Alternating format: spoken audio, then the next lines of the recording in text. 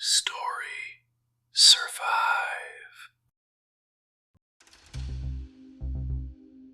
The Music Producer. A journey into underground London's creative revolution. The beginning.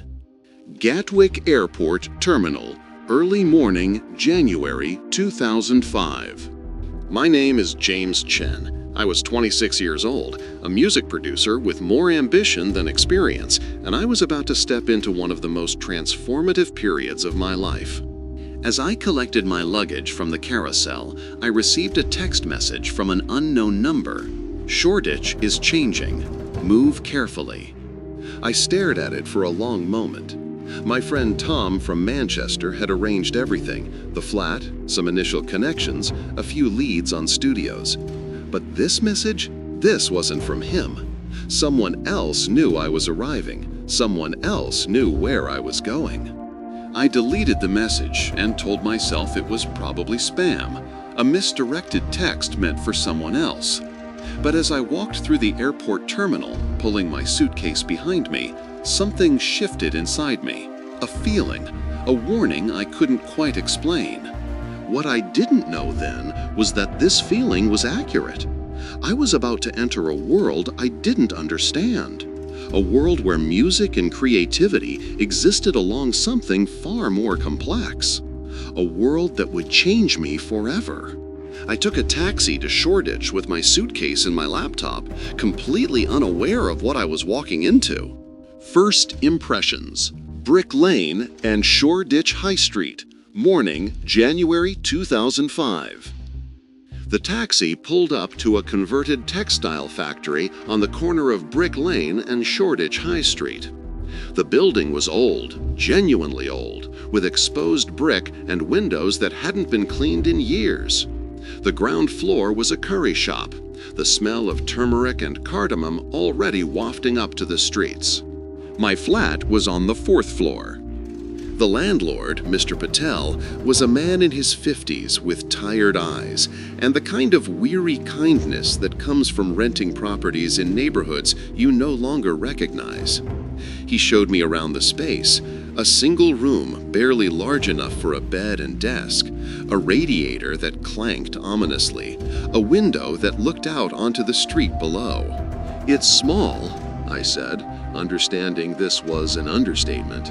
"But it's in the center of everything," Mr. Patel replied, and there was something in his tone that suggested he meant more than just geography. As he handed me the keys, he paused. He seemed to be considering something carefully. Then he sat down on the bed and looked at me directly. "You're a musician?" he asked. "A producer, actually. I work with electronic music, but I collaborate with live musicians." He nodded slowly. "I've rented to many musicians over the past few years. Since 2002, maybe. I've seen them come and go. Most are good people. They stay for a year or two, create their work, then move on to bigger opportunities or return home." He was quiet for a moment. I waited. "But some," he continued carefully, "some of them have changed. Not gradually, suddenly. They arrive bright and hopeful, and within months they seem different, worried. And then some of them leave very suddenly, in the middle of the night. They leave behind their deposits, their belongings, sometimes even their keys on the bed." "Where do they go?" I asked. "That's the question, isn't it?" Mr. Patel said. "I don't know, but their friends come looking for them. Months later. Not always friendly people. They ask questions. Where is she? Do you have contact information? Do you know where she went?" He stood up. "I'm telling you this because you seem like a thoughtful person. Because you should know that whatever Shoreditch looks like from the street, there are currents underneath. Be aware of them." Then he left me alone in that small room with my suitcase and my confusion. Exploring the neighborhood. Various streets of Shoreditch.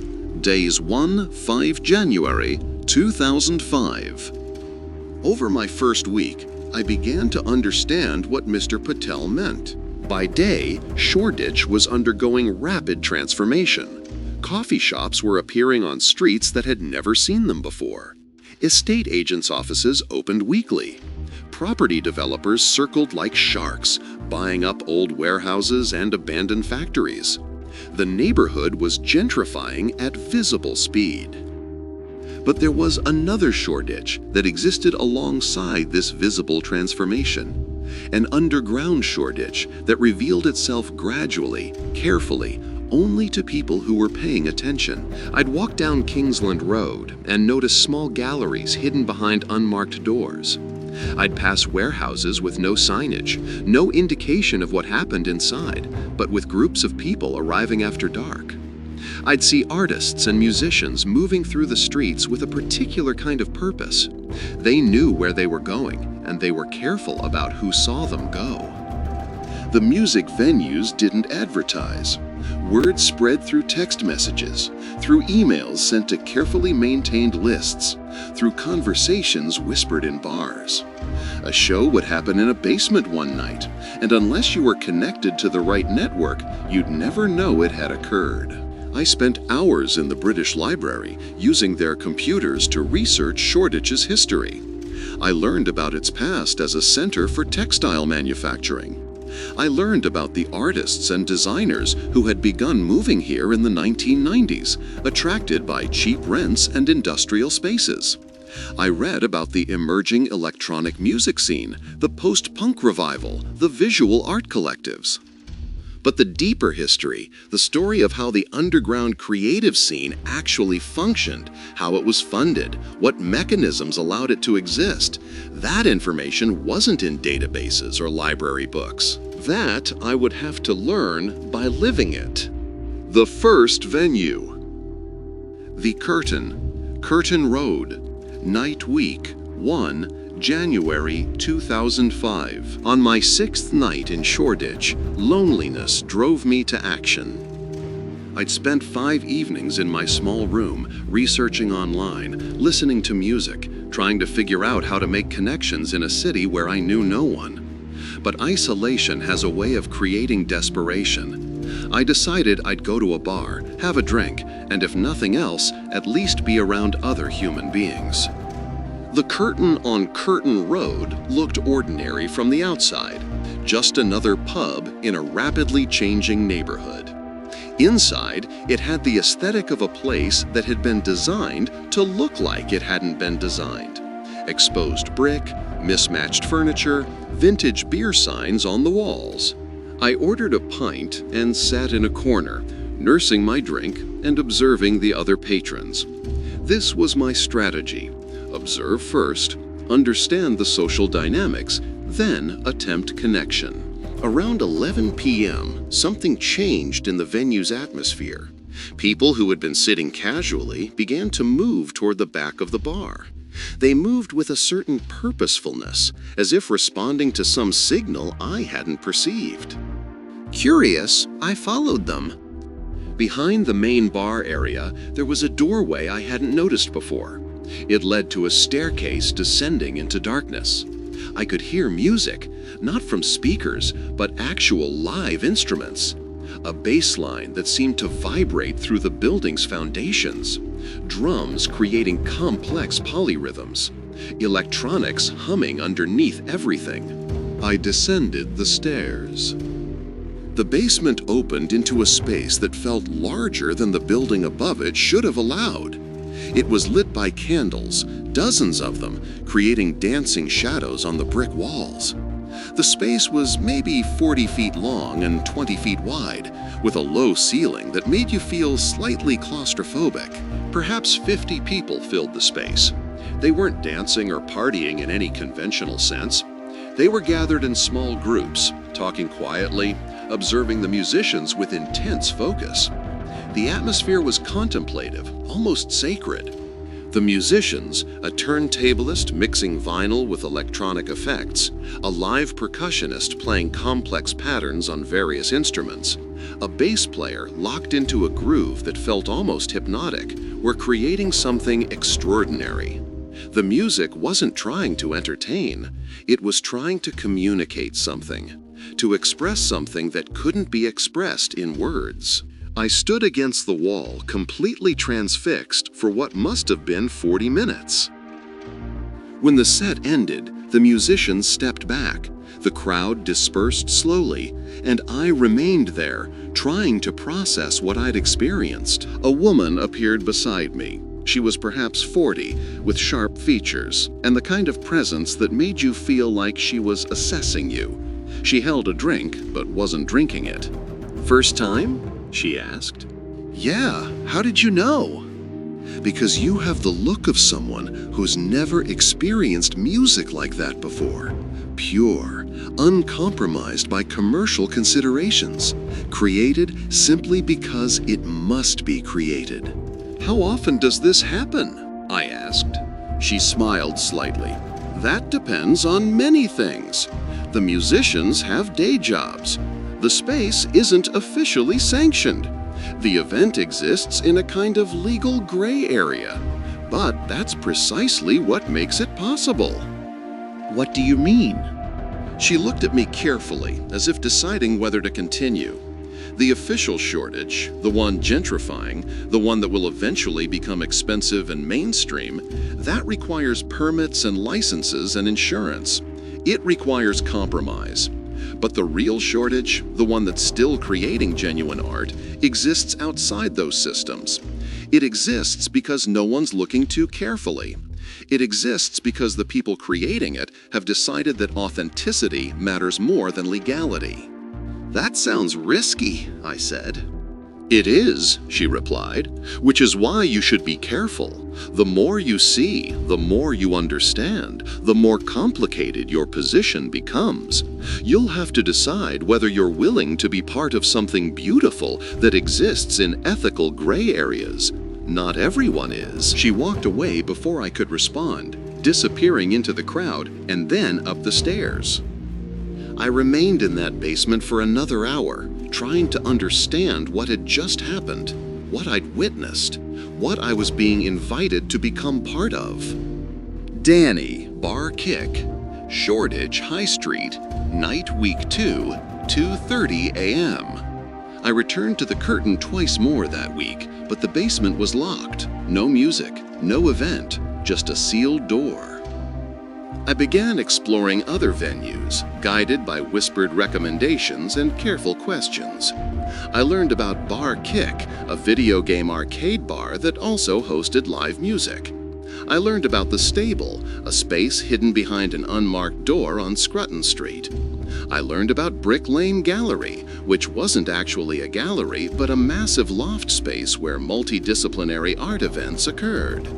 At Bar Kick, on a Thursday night at 2:30 in the morning, I saw someone I recognized from the curtain's basement. He was a turntablist, maybe mid-30s, with intense focus and scarred hands. He was mixing vinyl with electronic equipment, creating soundscapes that were simultaneously aggressive and beautiful. When he finished his set, I approached him. "That was extraordinary," I said. "The way you layered the vinyl with the electronics, the timing was perfect." He looked at me for a long moment. He seemed to be deciding something. Then, "You're not from here." "Manchester. I'm a music producer. Moved here about 2 weeks ago." "Another producer," he said, but without judgment. "Observation. What kind of music?" "Electronic, mostly. But I'm interested in layering live instrumentation underneath, hybrid approaches." He lit a cigarette. We stood in silence for a moment. "I'm Danny," he said finally. "Listen, I'm going to say something, and you need to decide right now whether you want to hear it or not. Because once you know certain things, you can't unknow them.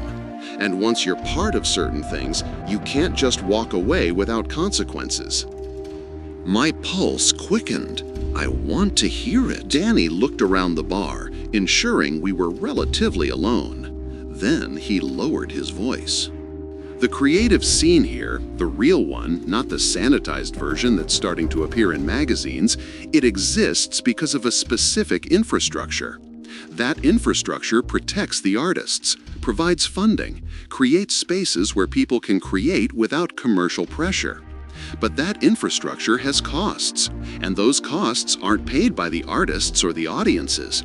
They're paid by people with very specific interests in having spaces like this exist. What kind of interests? I asked. The kind you don't ask about if you want to stay healthy, Danny said. But what you need to understand is this. If you're serious about creating music that matters, you're going to have to accept that the system supporting it isn't clean. It's not illegal in an obvious way. There's no drug dealing happening on the stage, nothing that obvious. But the funding, the infrastructure, the protection that allows this scene to exist, it comes from sources that have other purposes. I don't understand, I said. You will, or you won't, and you'll leave. Either way, the scene will continue without you. But if you want to be part of something real, something that's actually pushing the boundaries of what music can be, you're going to have to accept some moral complexity. You're going to have to choose between purity and authenticity. I thought about this. I thought about the music I'd heard in the Curtain's basement. I thought about the way those musicians had played with absolute focus, with absolute commitment to something beyond commercial success. What do I have to do? I asked. Introduction to the Underground. Various locations, weeks 2-4, January-February 2005. Danny became my guide into the actual underground. Through him, I met Sarah, a visual artist who'd been in Shoreditch for 3 years and knew every space, every artist, every hidden collective. Through Danny, I met Kieran, a drummer who worked as an electrician by day and played in multiple bands by night. Through Danny, I met Claire, a vocalist with a voice that sounded like it came from another dimension. And Marcus Webb, a producer and musician who seemed to exist slightly outside normal space-time. Danny introduced me to the Stable, a converted horse stable on Scrutton Street that had been transformed into a professional recording studio and performance space. You accessed it through an unmarked industrial door. Inside, exposed brick, professional equipment, an atmosphere that felt sacred.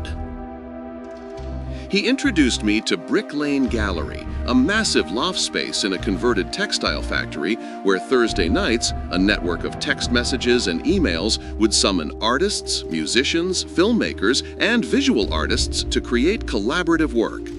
The space would host live painting, live music, video projections, poetry readings, all happening simultaneously, all responding to each other in real time. He introduced me to Hackney Wick, a neighborhood even more raw than Shoreditch, where artist collectives operated out of condemned buildings, and where the creative energy felt almost dangerous in its intensity. And slowly, carefully, Danny introduced me to the actual mechanics of how the scene functioned. The venues generate revenue through door fees, he explained over coffee one afternoon. But the artists can't survive on what those door fees provide.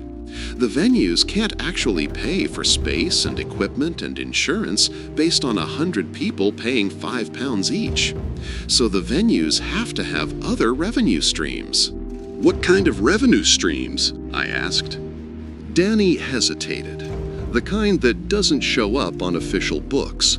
The kind that requires spaces where large amounts of cash can change hands without creating a paper trail. The kind that needs to exist in environments where people are comfortable with ethical ambiguity. You're talking about money laundering, I said quietly. I'm talking about infrastructure, Danny corrected. Money that needs to move through the economy invisibly, and venues that exist partially outside the official economy. They serve both purposes simultaneously. They're real art spaces, and there's something else. Why are you telling me this? I ask. Because you're good. I've heard your production work. You have talent. And because in a few months, you're going to start getting paid significant amounts of money for production work that doesn't seem to warrant that payment. And when that happens, you need to understand why. You need to understand what you're actually part of. The first major project. Hackney Wick Studio, multiple sessions, February 2005. By mid-February, Danny introduced me to my first real project, an electronic collective called Dirty Electronics. The collective consisted of 4 core members: a turntablist named Marcus, not Marcus Webb, a different Marcus, a percussionist named Yuki who played traditional and contemporary instruments, a synthesizer player named Thomas, and a vocalist named Claire, the same Claire I'd met through Danny. The project was ambitious, a full-length album of electronic music with live instrumentation, blending turntablism, live percussion, synthesized sounds, and haunting vocal lines. The music was genuinely experimental.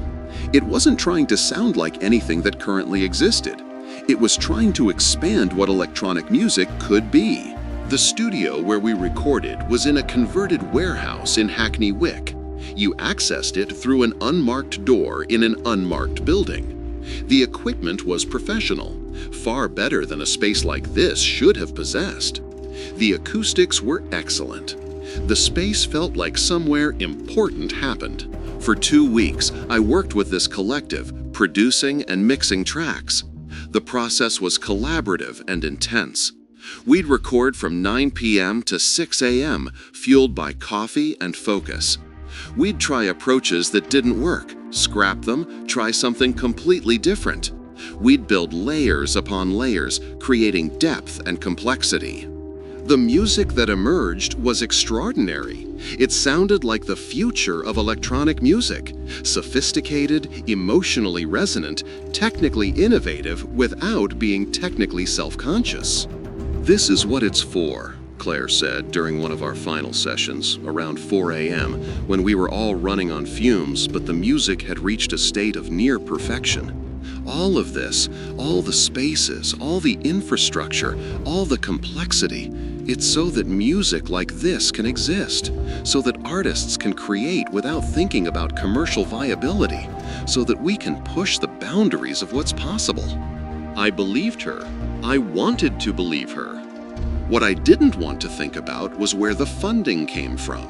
What I didn't want to investigate was the mechanisms that made spaces like this possible.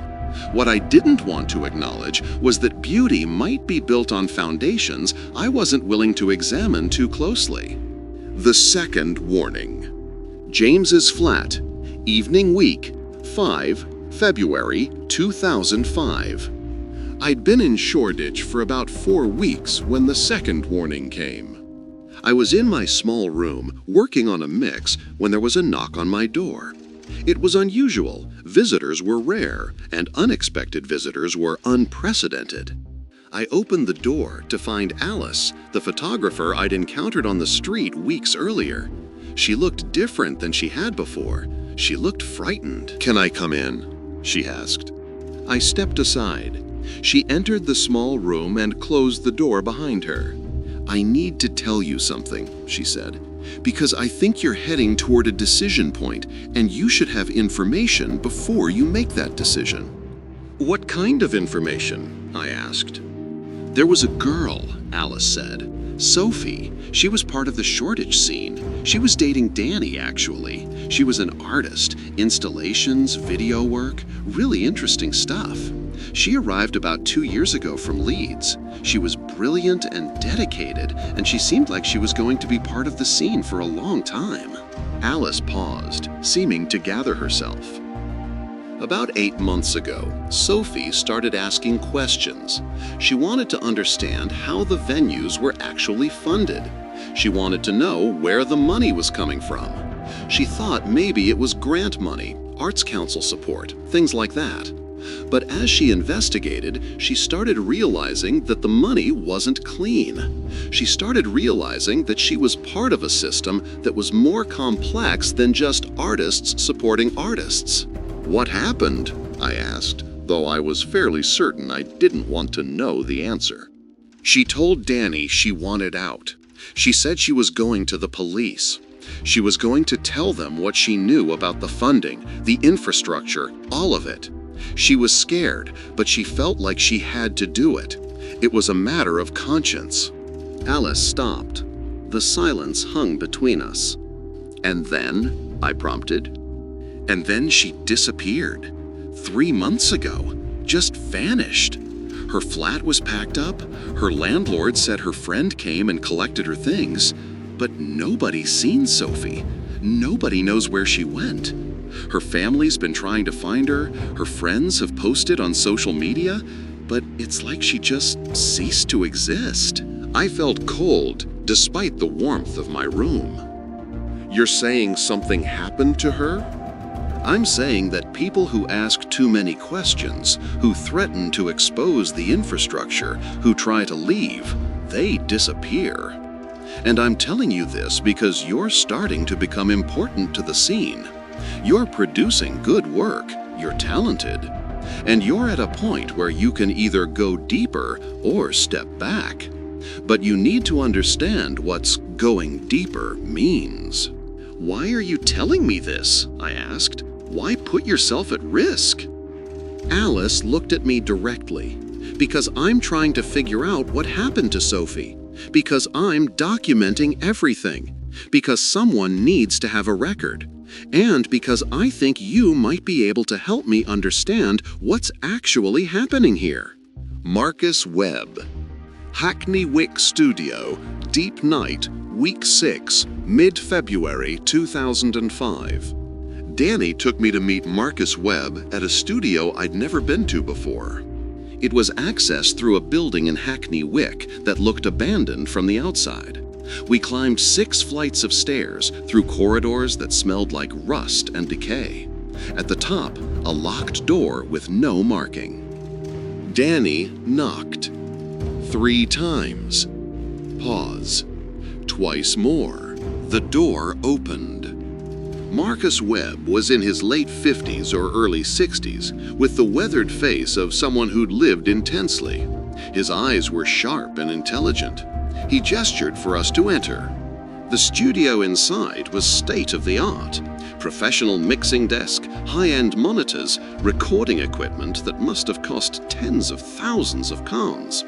But what caught my attention was the cot in the corner and the young man sleeping on it.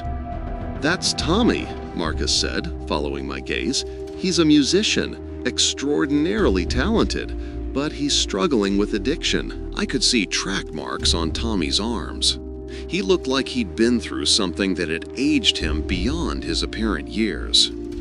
"The funding that supports the scene," Marcus continued, not bothering with pleasantries, "comes from sources that require money to be moved invisibly through the economy. The venues provide perfect cover. Cash comes in, cash goes out, and nobody asks questions because everyone's focused on the art. But the money has to come from somewhere, and where it comes from creates consequences." Marcus gestured for me to sit. "Tommy's consequences," he continued, "his addiction is a direct result of the money that funds his musical development. The same sources that pay for studios, that fund venues, that allow artists to exist without commercial pressure, those sources also create situations like Tommy's. People get hurt. People get pulled into systems they can't escape." "Why are you showing me this?" I asked. "Because you're at a decision point. You can pretend you don't know how the system works. You can keep producing music and accept the money and not think too carefully about where it comes from. That's the option most people choose. Or you can understand what you're part of. You can make an informed choice, and then you live with that choice." Marcus paused. He looked at Tommy sleeping on the cot. "The question isn't whether the system is clean," Marcus said.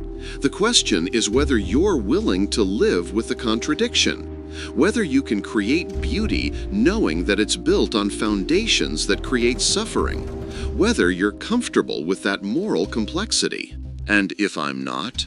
I asked. "Then you leave. You go back to Manchester. You create nothing that matters. You remain pure and irrelevant." He let that sink in. "So what do you choose?" he asked. I thought about Sophie. I thought about Tommy.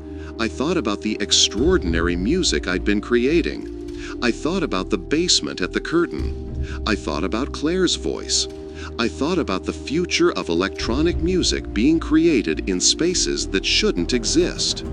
"I'm staying," I said. Marcus nodded. It wasn't approval exactly, more like acknowledgement. "Then understand this," he said. "The people funding this infrastructure aren't artists. They're not interested in music for its own sake. They're interested in having spaces where money can move invisibly. The art is real, the creativity is real, but it exists as a side effect of something else. And if you become too much of a problem, if you ask too many questions or try to expose what's happening, you become a liability, and liabilities are removed." Deeper into the system. Various locations, weeks 6-8, February, March 2005. Everything accelerated after my meeting with Marcus Webb. I was introduced to more people, more projects, more funding appeared. I was offered cash payments that seemed disproportionate to the work I'd done.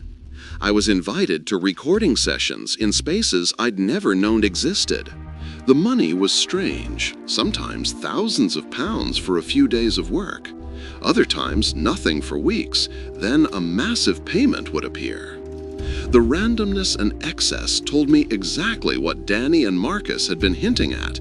This wasn't normal music industry payment. This was something else. I produced tracks for a collective focused on ambient electronic music that seemed to exist primarily in private performances for select audiences. I mixed an album for a post-punk revival band that had connections I didn't ask about. I collaborated with experimental musicians whose day jobs I never learned. The music was uniformly excellent. The artists were uniformly brilliant. But the infrastructure supporting them was uniformly questionable.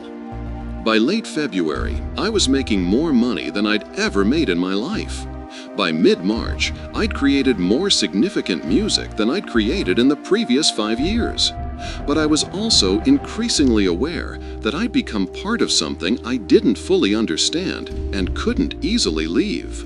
Alice's investigation.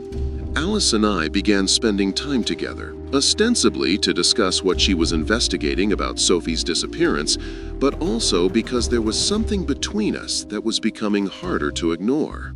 She showed me her photographs, thousands of them, images of the Shoreditch scene, musicians performing in basements, artists creating in hidden spaces, the community that existed underneath the visible gentrification.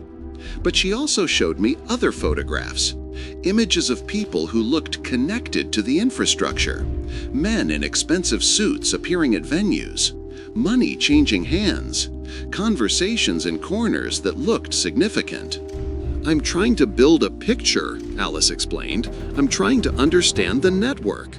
Sophie was involved with someone, not Danny, someone she met through the scene who had connections to the funding.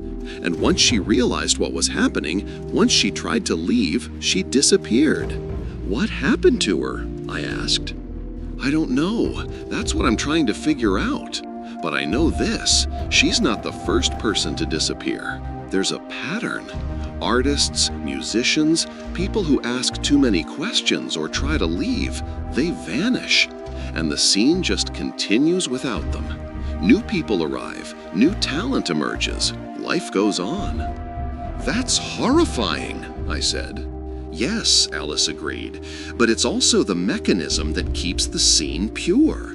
Removing people who threaten the system, removing voices that might expose the infrastructure, that's part of what maintains the authenticity of what's being created. It's horrible and efficient." The choice. James's flat, late night, early March 2005. I sat in my small room, the curry shop smell rising through the floorboards, and I understood that I had to make a decision. I could continue as I was, creating extraordinary music, making significant money, living in a community of brilliant artists. I could accept that I didn't understand the full picture and probably shouldn't try to. I could live with the contradiction. Or I could help Alice investigate. I could try to understand what had happened to Sophie. I could potentially expose the infrastructure. I could try to be part of a solution rather than part of a problem. But I also understood that the second choice came with serious risks. Not hypothetical risks, real risks. People disappeared. That wasn't metaphorical. My phone buzzed. A text from Danny. Session tomorrow, 9 p.m. The stable. We're recording something special. I looked at that message. I thought about everything I'd learned, everything I'd experienced, everything I'd become part of. I thought about Sophie. I thought about Tommy on that cot. I thought about the extraordinary music. I thought about the infrastructure of beauty built on unseen suffering. And I made a decision. I would stay. I would continue creating. But I would also help Alice. I would document what I could. I would try to understand. I would exist in the contradiction, holding both the beauty and the horror simultaneously. It was a decision I'd spend the rest of my life living with. Descent. The Stable, Scrutton Street Night, early March 2005. The session at the stable was different from previous sessions. The collective was the same: turntablist, percussionist, synthesizer player, vocalist. But there were additional people present, men I'd never seen before, men whose presence changed the atmosphere immediately. Marcus Webb was there, observing from the shadows. Danny introduced me briefly. This is James. He's our new producer. He's solid. One of the men nodded. He was perhaps 40, with expensive clothes and the kind of bearing that suggested authority. "Show us what you can do," he said. The session began. The musicians played with absolute focus, creating layers of sound that built into something genuinely transcendent. I worked at the mixing desk, shaping the sound, emphasizing certain frequencies, creating depth and space. 2 hours later, when it was finished, the man who'd spoken before approached me. "Good work," he said. "You understand what you're doing." "Thank you," I said. "You understand what this is?" he asked. "A recording session," I said carefully. "It's a demonstration," he corrected. "A demonstration of what's possible when you have genuine talent, genuine resources, and genuine commitment. These musicians are extraordinary, and they're going to continue creating extraordinary work, and in exchange, certain requirements will be met." I didn't ask what requirements. I was learning that asking questions was a way to create problems. "You're part of this now," he continued. "You've created work with these artists. You've been paid. You're complicit. That's not a threat. That's just information, so that you understand your position." He handed me an envelope. Cash, thousands of it.